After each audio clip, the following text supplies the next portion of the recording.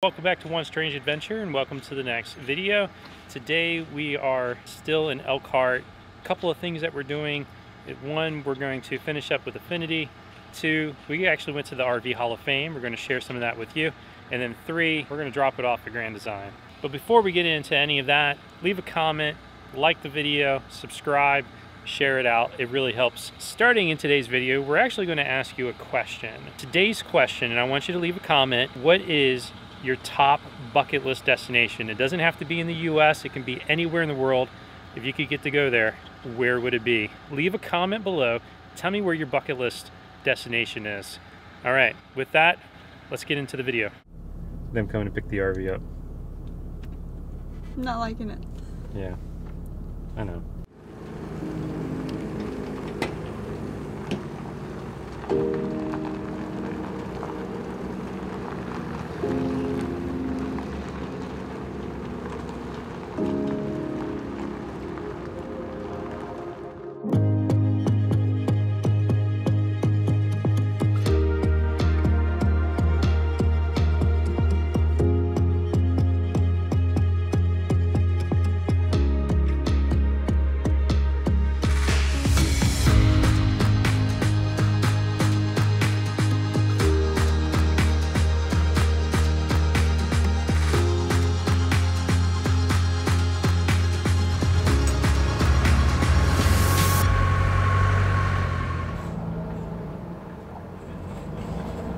I love Affinity. Yeah, they and all the guys that work here. And Grand Design has been great to work with too. So they fixed everything except for two things that they needed parts for. One of them being the LED strip underneath The lights. the lights. And the other thing they needed was the hanger for the generator exhaust. The exhaust pipe. And they took the MORRIDE suspension that they sent us that we couldn't install on our own, and they installed it for us. They did, and then they also found a bushing in the hanger that was bad, so they replaced the bushing for us as well. So Jason, thanks so much for helping us out, man. Yeah, no problem. Yeah, we were I know we had quite a few things on that list, but yeah, got them marked off. Yeah, we were able to knock it out pretty quick. It's a beautiful coach. Yeah. Enjoyed meeting you guys. Yeah, thank you, man. Just got a knock on the door from Rod telling us our site is open. So this guy, 2 down from us, has left.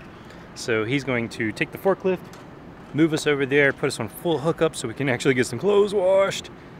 And yeah, great guy. So he invited the kids into the office. They're eating some donuts. One thing I will say is if you stay overnight, while you're here, there may be a fee. They're working on that. So, you know, they want to make sure that they're being fair to everybody. And also, they have utilities and the sewer and everything that they need to consider as part of an expense. So I would happily pay 10-15 bucks a night to stay here so that his guys can work on this. Better than being cooped up in a hotel room, that's for sure.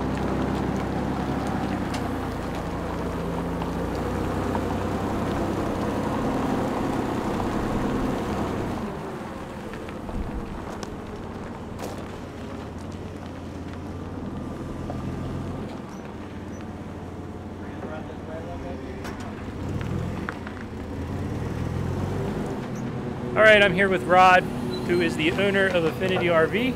Rod, I want to say thank you so much for helping us out. They got us in, took care of everything, worked with Grand Design, basically took care of everything. All we had to do was get out of their way, so that was great. I really appreciate it, man. Appreciate you bringing it here. Yeah, absolutely. If you guys need RV repair, anything like that, make sure you come talk to him. Even if you own a Grand Design, they are trying to work with Grand Design. Just get your case number ready for them. Yep. And you should be good to go. But man, thank you so much again. Great work as always. You guys did a great job. Yep, no problem. Thank you. Thanks, man.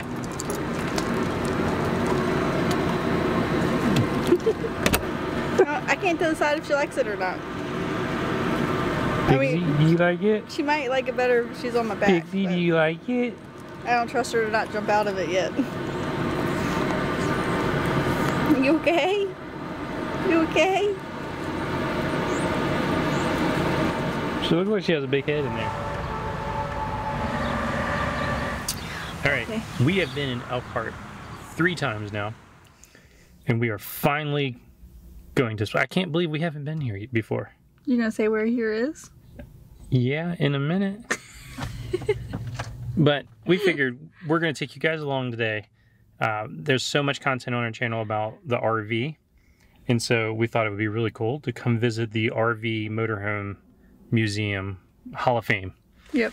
So today we're going to take you along and check out kind of the origin story of RVs. Now we are missing the kiddos and the pups. We decided to just have a date day. So that's always nice to do when we can. Yeah. So we left them at the camper.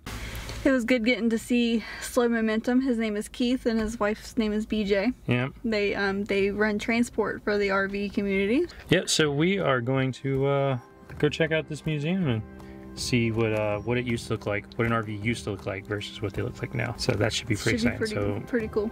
Come on guys, let's go.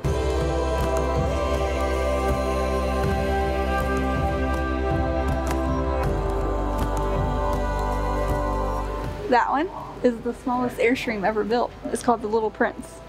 Built in 1958.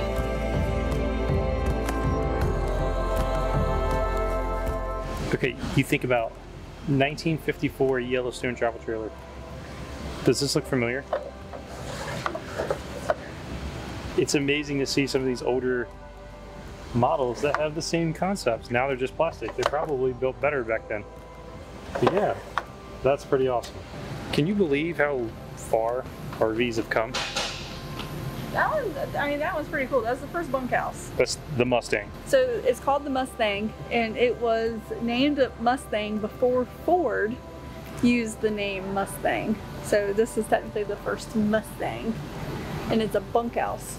It's the very first bunkhouse camper. So it's got that window right there is the second story for the bunks. So the bunks have windows. They had to be skinny little kids getting that top bunk. Skinny little kids. I think I found my favorite so far. Look at this one. That one's pretty cool looking. Look at the interior of this one. Like that fits us. Ew. All the turquoise and teal. Oh, it's horrible. You know you like it. It's like the 50s threw up all over it. I haven't seen all of them, but out of the oldest ones that there is, I like this one. I'm starting to question my wife's taste. It's got so much potential. It's so cute and quaint, and like, look, imagine Nick and Michaela riding right here or going down the road on a long cross-country trip. And then the doodles would be laid out right here. What you guys can't see is my face right now. I love it. Like this is like Michaela all the way. I could see her in this.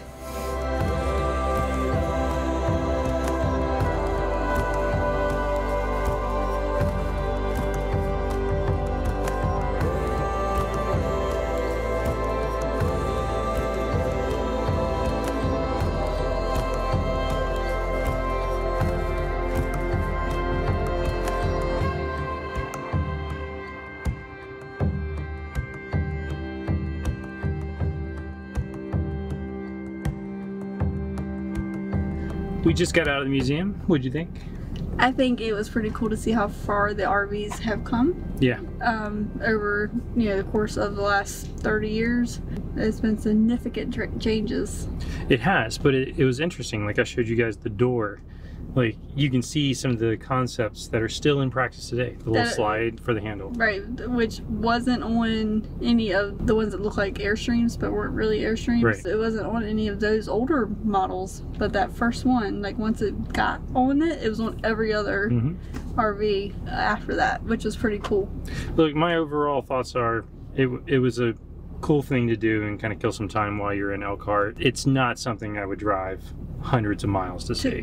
Not unless you just want to check it off your list. Right. Because some people have like the museum list that they want to just see all different ones. So if it's on your list to see, then it's worth it. But I agree. But I wouldn't go out of my way to spend 2 hours.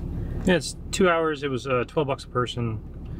The summer hours are 9 to 5 and it changes in the wintertime. So just be sure to check out the website. They do have a few sites for harvest hosts, right, people to park. And I'm looking at the interstate right now. To that end, if it's on your way and it's a convenient harvest host, great. Like stop here, big parking lot. I'd be able to get our rig in and out. It's really cool to see. It's almost like going, if y'all have ever been to the old car shows where people would park all the old cars like in lines, and you just go down and look at each one, but you're not really allowed to touch them, but you just go and view all the old cars for car shows. It's like that, but they don't have anything in the other areas.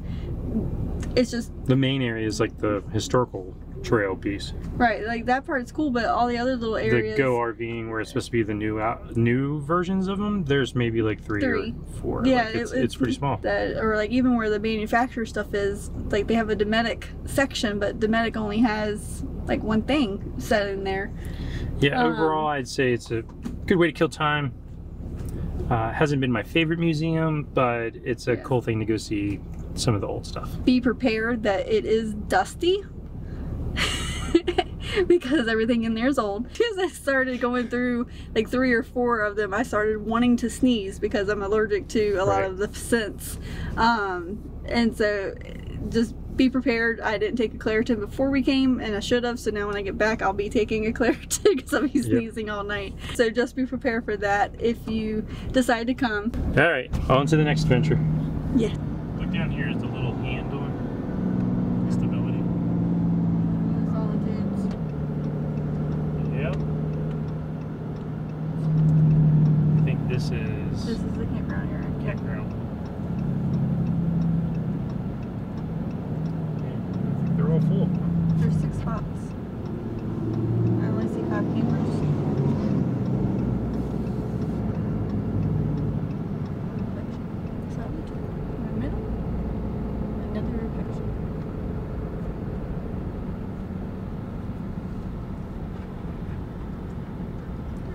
This looks like a good spot. This is like one of the nicest campsites we've been to. We are on we're at Grand Design now. We're at the service center. At the service center. We literally just pulled in. Truck is still running, still connected. But there's like 8 or 9 spots. And so you stay here overnight. I got to go to the service center at 6 a.m. promptly, so that I can get all checked in and everything. And then we are heading to Virginia, but we will document as much as we can of this. And I guess the first thing to do is get the truck unhooked. And I'm so nervous. I know. I don't want to leave our house. I don't want to leave it for 2 weeks. I know. Gotta do what we gotta do, I guess. But it's better that it'll be done. Fingers crossed, it'll be done and over with, and we can go to Maine.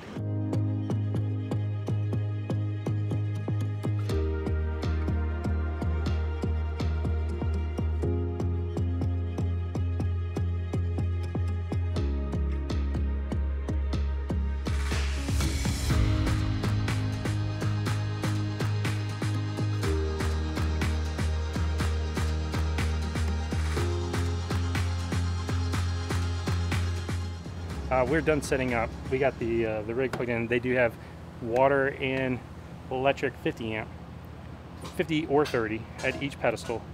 We're gonna crank all 3 ACs up because we're on 50, and we're gonna go get some dinner so that we don't have to clean up later.